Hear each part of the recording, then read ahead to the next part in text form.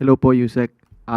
Aside po dun sa leadership fund na madalas na po nating na-discuss po dito, si former DPWH Secretary Singson ay may ni-reveal tungkol dun sa Convergence and Special Support Program ng DPWH na sinasabi po niya ay nagiging isa pang category ng mga pang-scam sa flood control. Ano po masasabi po ninyo dito? Nagiging kategory ng isang klase ng pang-scam. Pero wala siyang sinabi kung paano.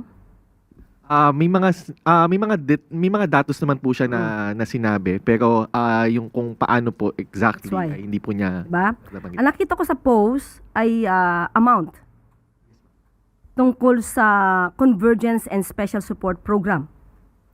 Pero hindi niya sinabi kung paano ito di umanong ginagamit sa pang-scam.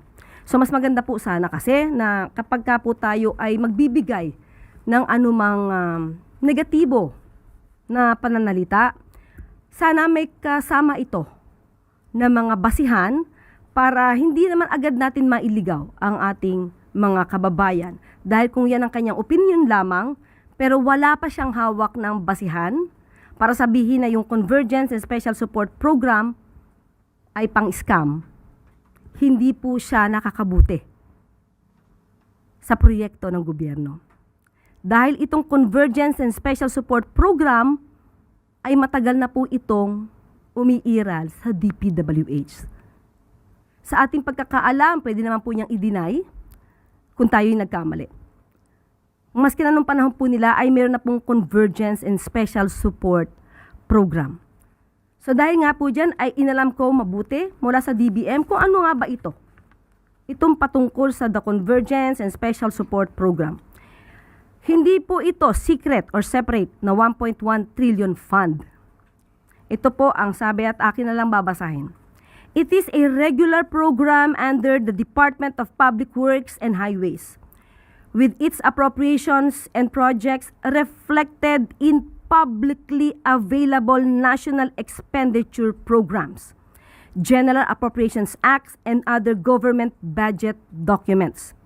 In fact, convergence programs did not begin under the Marcos administration, Marcos Jr. administration. The approach has existed for more than a decade, including during the tenure of former DPWH Secretary Rogelio Singson.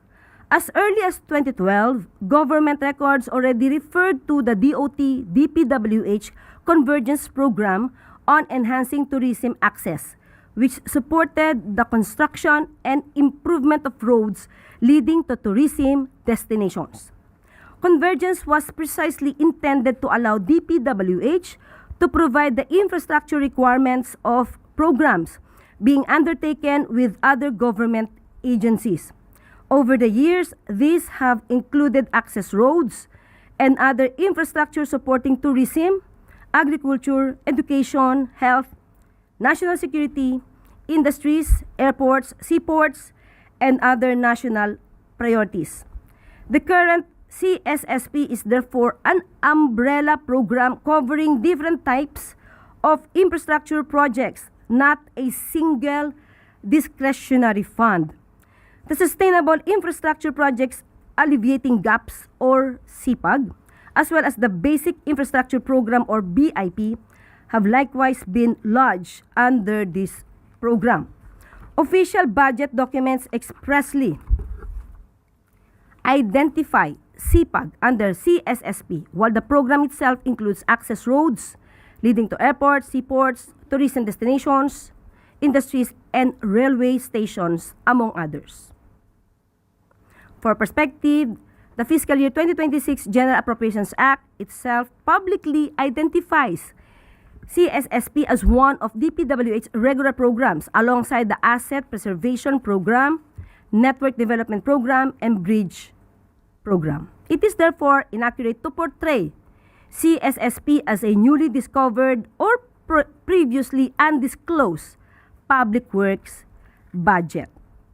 So, kaya nga po, sa bawat pagbibintang or ibang intriga, mas maganda po sana kung hingin nyo sa kanila kung ano yung pruweba na nagagamit ito sa scam, kung meron sila example, kung meron sila experience, para po mas maging maganda ang mensahe nila sa ating mga kababayan at hindi tayo parang laging nakabitin sa issue na ito ay maaaring gamitin pang scam, ito ay magagamit na para nakawin, hindi po magandang mensahe po ang ganyan.